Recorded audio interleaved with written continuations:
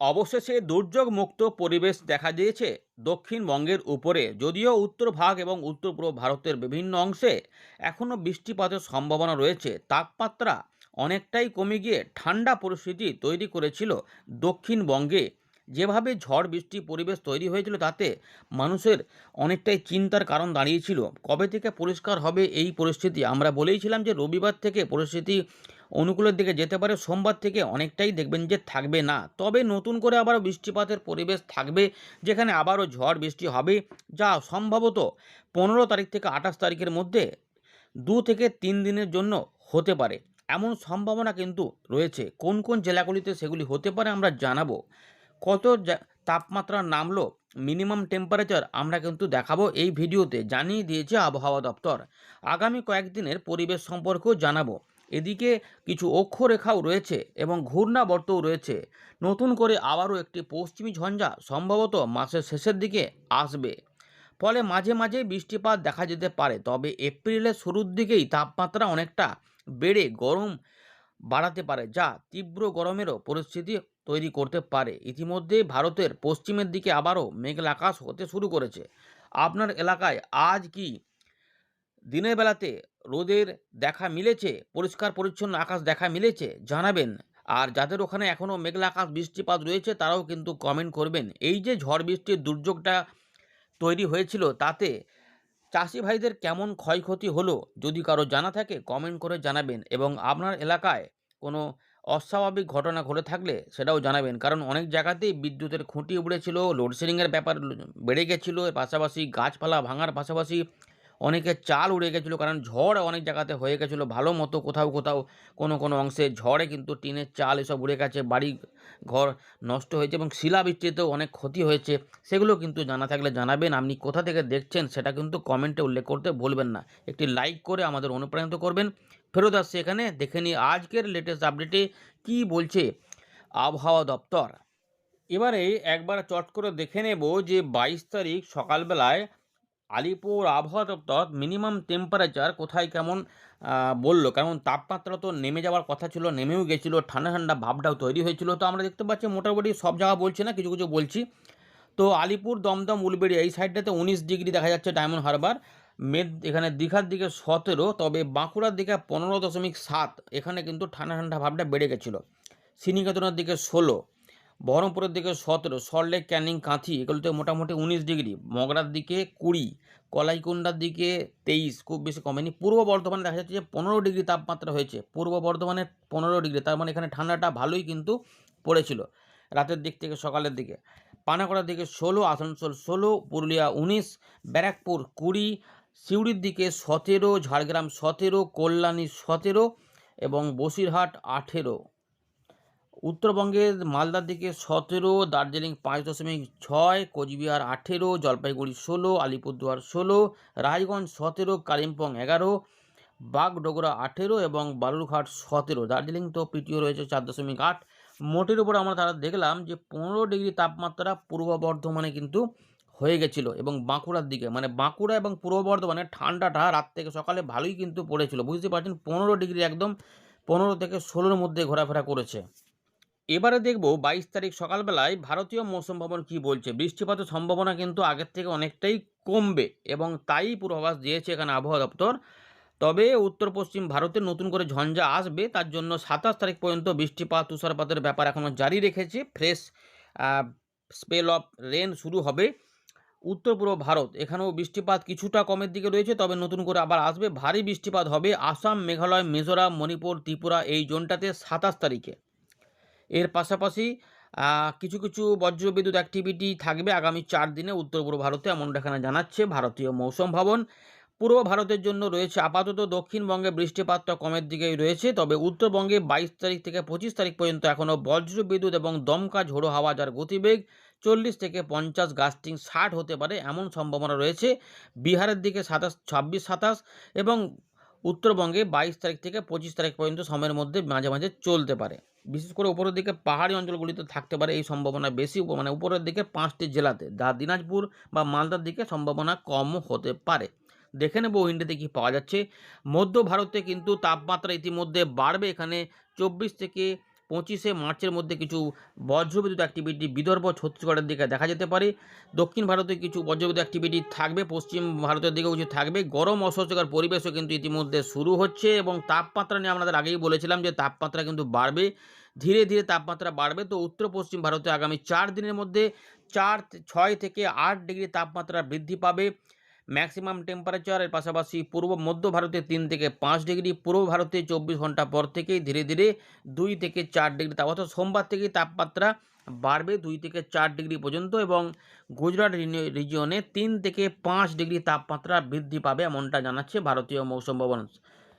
এবারে weather system অনেকগুলোই কিন্তু কমে যাবে, তবে কিছু কিছু থাকবে।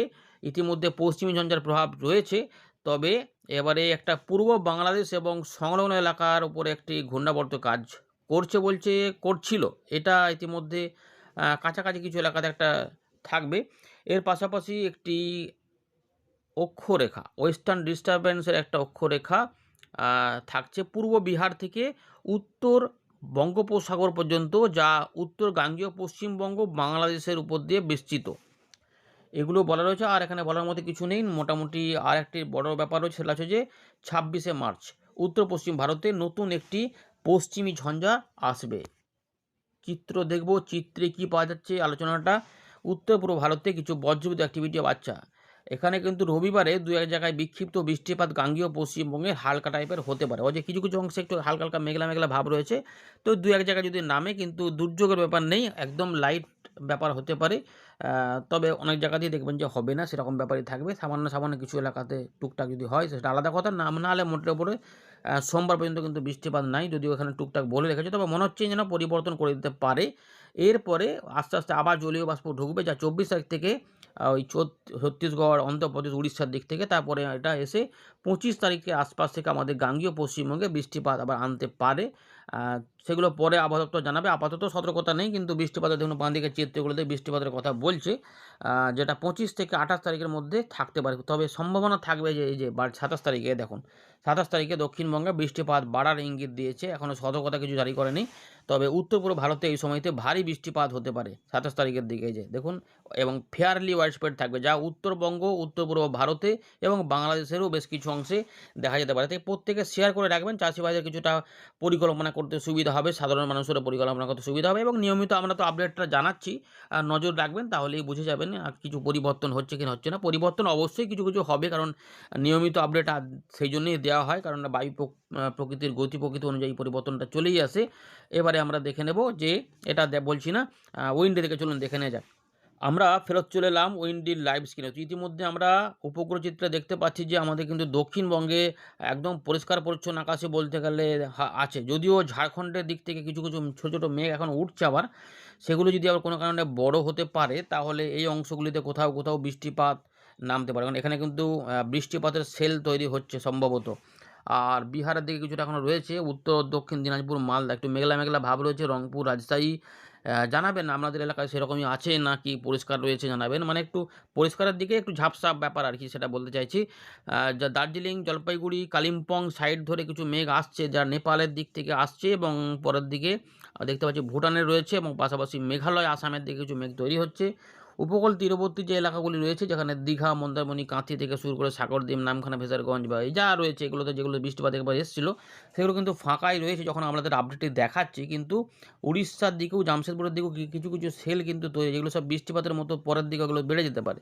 সেগুলো যদি বাড়তে পারে তবেই কিন্তু দক্ষিণবঙ্গে বৃষ্টিপাতের হালকা চান্স থাকবে, না হলে কিন্তু মোটের ওপর নেই। তবে এই মালদা সংলগ্ন কিছু এলাকাতে যদি হয় সেটা আলাদা কথা, না হলে কিন্তু মোটের ওপরে ফাঁকাই থাকতে পারে।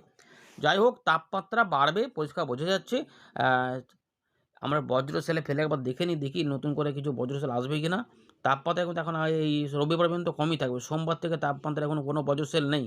30 ডিগ্রি তাপমাত্রা ম্যাক্সিমাম দেখা যাচ্ছে, 30 থেকে মঙ্গলবার থেকে এই তাপমাত্রা দেখুন, এই যে 30টা হয়ে গেল 32, এবং নিচের দিকের এলাকাতে বজ্র সেলের উৎপাত দেখা যাচ্ছে, হতে পারে 30 থেকে 33 থাকবে কলকাতার দিকে। তাপমাত্রা কোথায় বাড়াচ্ছে দেখা যাক। মাসের শেষের দিক থেকে তাপমাত্রা অনেকটাই বাড়বে। 25 তারিখে বজ্রসেল তৈরি হবে উপকূলবর্তী এলাকা সহ উড়িষ্যার দিকে, যা মূলত উপকূলবর্তী এলাকাগুলিতে। 26 তারিখে কী হবে, 26 তারিখেও একই জায়গাতে থাকার সম্ভাবনা দেখা যাচ্ছে। উড়িষ্যা, ছত্তিশগড়, অন্ধ্রপ্রদেশ এবং দক্ষিণবঙ্গ সহ বাংলাদেশের একদম উপকূল তীরবর্তী কিছু অংশে যদি হয় না, 26-এর পর 27। মূলত যেটা দেখা যাচ্ছে যে ভালো সম্ভাবনা 25 তারিখ থেকে শুরু হলেও 26-এর পর 27, 27 তারিখে যে ঝঞ্ঝাটা আসবে সেই ঝঞ্ঝাটা সম্ভবত এগোবে। 26 তারিখে যে ঝঞ্ঝাটা, ওই ঝঞ্ঝার প্রভাবই হয়তো সম্ভবত এগোতে পারে, যা 27 এবং 28 মানে শুক্রবার, শনিবার এই সময়কালের মধ্যে কিছু বজ্র সেল তৈরি করবে। এখানে শনিবারে কিন্তু দেখতে পাচ্ছি যে বজ্রবিদ্যুৎ অ্যাক্টিভিটি হতে পারে। এই মুহূর্তে যে খবরটা উঠে আসছে সেটা হচ্ছে যে সম্ভাবনা বেশি থাকছে। একটু সতর্ক থাকবেন বীরভূম, মুর্শিদাবাদ, নদিয়া, পূর্ব বর্ধমান, একটু হুগলি, উত্তর চব্বিশ পরগনা সংলগ্ন যে বাংলাদেশের খুলনা রয়েছে সেগুলো, ঢাকা এবং তার সঙ্গে ময়মনসিংহ, সিলেট এবং দক্ষিণ আসাম সহ আসামের পূর্ব ভাগ, এগুলো রয়েছে বজ্র সেলের মধ্যে আসতে পারে। ঝড় বৃষ্টির পরিবেশও হতে পারে, কারণ গরমটা একটুখানি সামান্য বাড়বে, কিন্তু আমাদের জল হাওয়া আসবে। রবিবার 29 তারিখে কিন্তু বজ্র সেল হতে পারে, কিন্তু সম্ভাবনা থাকবে দক্ষিণবঙ্গের পশ্চিমবঙ্গের তুলনায় বাংলাদেশের দক্ষিণ ভাগে, মানে খুলনা, বরিশালের দিকে। যদিও এর পেতে অদলবদল হতে পারে, আমাদের দক্ষিণ ভাগের জেলাগুলিতে হতে পারে, চান্স কিন্তু রয়েছে। তবে দক্ষিণবঙ্গের উপরের দিকে জেলাতে চান্সটা অনেকটা কম, মানে পুরুলিয়া, বাঁকুড়া, বীরভূম, মুর্শিদাবাদ, বর্ধমান এই সাইডগুলোতে। যদিও উপকূলবর্তী এলাকাতে একটু চান্স থাকছে, একবার দুবার বৃষ্টিপাত নামতে পারে। 30 তারিখে বৃষ্টিপাতের চান্স রয়েছে আমাদের মধ্য ভারত থেকে, মানে পশ্চিমের দিক থেকে পূর্ব দিক সমস্ত জায়গাতেই সম্ভাবনা। 31 তারিখের দিকে তাপমাত্রার বাড়বে, কিন্তু বৃষ্টিপাত চান্স রয়েছে আমাদের দক্ষিণবঙ্গের দিকে নেই, পশ্চিমবঙ্গের দিকে নেই, এই দিকে রয়েছে এরকম। 1 তারিখ 1 এপ্রিল আমাদের দিকে গরম বাড়বে, সম্ভাবনা থাকছে। 2 তারিখ 3 থেকে বৃষ্টিপাতের চান্স কম, তার মানে গরম শুষ্ক আবহাওয়া আসবে। হ্যাঁ, গরম যে বাড়লো যেটা, দেখুন ভালো করে দেখে নিন। ধানবাদ 38, জামশেদপুর 39, কলকাতা 39, খড়গপুর 40, ভালো করে দেখুন, খড়গপুর 40, বুঝতে পেরেছেন?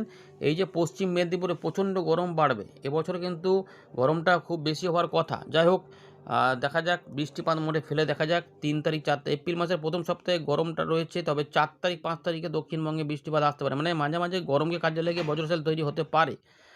1 তারিখ 2 তারিখ পর্যন্ত কিছু বৃষ্টিপাত নেই। বর্তমানে বৃষ্টিপাত যেটা দেখাবো এখন কিন্তু কিছু নেই, মূলত দেখা যাচ্ছে হালকা পাতলা মেঘলা আকাশ হলেও বৃষ্টিপাতের চান্স রয়েছে উত্তরবঙ্গ, উত্তর পূর্ব ভারতে কিছু কিছু রবিবারে দেখা যেতে পারে। দক্ষিণবঙ্গে যদি কিছু হয় বিকেলের দিকে বা রাতের দিকে, ওই আমাদের উপকূলবর্তী কিছু এলাকাতে যদি হয় আর কি, নাহলে কিন্তু মোটামুটি পূর্ব দিকে, নাহলে নেই। সোমবারেও বৃষ্টিপাতের চান্স নেই, যদি হয় তাহলে কোন জায়গা হতে পারে, আপাতত বাংলাদেশ সংলগ্ন গাঙ্গীয় পশ্চিমবঙ্গে এই জায়গাতে মেঘলা মেঘলা আকাশ হতে পারে, বৃষ্টিপাতের চান্স হালকা হতে পারে, খুব কম এলাকাতে সম্ভাবনা, যদি অন্য বৃষ্টিপাত না হলে কিন্তু নাই বললেই চলে, সতর্কতাও নেই। উত্তরবঙ্গে বৃষ্টিপাত চলবে, বিশেষ করে পাহাড়ি অঞ্চলগুলিতে, আলিপুরদুয়ার, কিছুটা জলপাইগুড়ি, দার্জিলিং, কালিম্পং, সিকিম এই অঞ্চলে বৃষ্টিপাত থাকবে 24 তারিখ থেকে 25 তারিখের মধ্যে, এইগুলোতে বৃষ্টিপাত থাকবে, এগুলো রয়েছে। নাহলে দক্ষিণ ভাগ কিন্তু ফাঁকা থাকবে। 25 তারিখ থেকে উপকূলবর্তী এলাকাতে অল্প স্বল্প করে বৃষ্টিপাত আসবে, যা যা উড়িষ্যা এবং আমাদের মেদিনীপুর, ঝাড়গ্রাম, কলকাতা, হাওড়া, 24 পরগনা আশেপাশে এবং বাংলাদেশের খুলনা, বরিশাল, ঢাকার দিকে অল্প স্বল্প এক পশলা বৃষ্টিপাতের সম্ভাবনা, মানে বজ্রগর্ভ মেঘ তৈরি হলে তবেই। 26 তারিখে কিছু কিছু থাকবে একই এলাকাতে, উপকূলবর্তীর দিকেই 2-3টি জেলাতে সম্ভাবনা, তবে বাকি অংশে নেই। 27 তারিখে পরিবর্তন হবে, 27 তারিখে ঝঞ্ঝা এগোবে, যা উত্তর পশ্চিম ভারতের দিকে বৃষ্টিপাত নেবে, পাহাড়ি অঞ্চলে বৃষ্টিপাত নেবে এবং আমাদের এইখানেও বৃষ্টিপাত দিতে পারে। এই সময়তে তাপমাত্রা আবার 1 থেকে 3 ডিগ্রি কমবে এবং উপকূলবর্তী এলাকাগুলিতে সহ দক্ষিণবঙ্গের কিছু কিছু অংশে বিক্ষিপ্ত বা বৃষ্টিপাত হবে। 28 তারিখে সম্ভাবনাটাও থাকবে, যেখানে মাঝারি বৃষ্টিপাত বা মাঝারি ভারী হতে পারে, যার চান্স থাকবে বীরভূম, মুর্শিদাবাদ, নদিয়া, পূর্ব বর্ধমান, যদিও পুরুলিয়া, পশ্চিম বর্ধমান, বাঁকুড়া দিকে দেখাচ্ছে, কিন্তু চান্সটা বেশি রয়েছে এই অঞ্চলটাতে, যা হুগলি, উত্তর চব্বিশ পরগনা এবং বাংলাদেশের ময়মনসিংহ, সিলেট, ঢাকা, খুলনা, কিছু বরিশালের উত্তরভাগ সহ ত্রিপুরা এবং আসামের দিকে থাকার সম্ভাবনা। যে একই সময়কালে উত্তরবঙ্গেও কিন্তু বৃষ্টিপাত থাকবে, দু এক জায়গায় ভারী বৃষ্টিপাতও হতে পারে, বিশেষ করে কোচবিহার বা আলিপুরদুয়ার, ওই সব রংপুর, ময়মনসিংহ, সিলেট, আসাম, মেঘালয়ের দিকে এই সময়কালে বিক্ষিপ্ত ভারী বৃষ্টিপাত হতে পারে। কিন্তু এই মুহূর্তে খবর দেখা যাচ্ছে যে 29 তারিখে যদি বৃষ্টিপাত হয়, মেদিনীপুর, কলকাতা, হাওড়া, 24 পরগনার দিকে বৃষ্টিপাত থাকতে পারে, বাকি অংশে নাও থাকতে পারে, কিন্তু খুলনা, বরিশাল, ঢাকা, চট্টগ্রাম, ত্রিপুরার দিকে বৃষ্টিপাতের সম্ভাবনা বেশি এবং খুলনা, বরিশালে বজ্রবিদ্যুৎ সহ মাঝারি থেকে ভারী বৃষ্টিপাতও হতে পারে, সঙ্গে শিলা বৃষ্টিপাতও কিন্তু হতে পারে দু এক জায়গায়। 30 তারিখে বিক্ষিপ্ত বৃষ্টিপাতের চান্স থাকছে এবং 31 তারিখে বৃষ্টিপাতগুলো কমে যাচ্ছে, তাপমাত্রা কিন্তু বাড়বে, এই ব্যাপারগুলোই রয়েছে। ধন্যবাদ।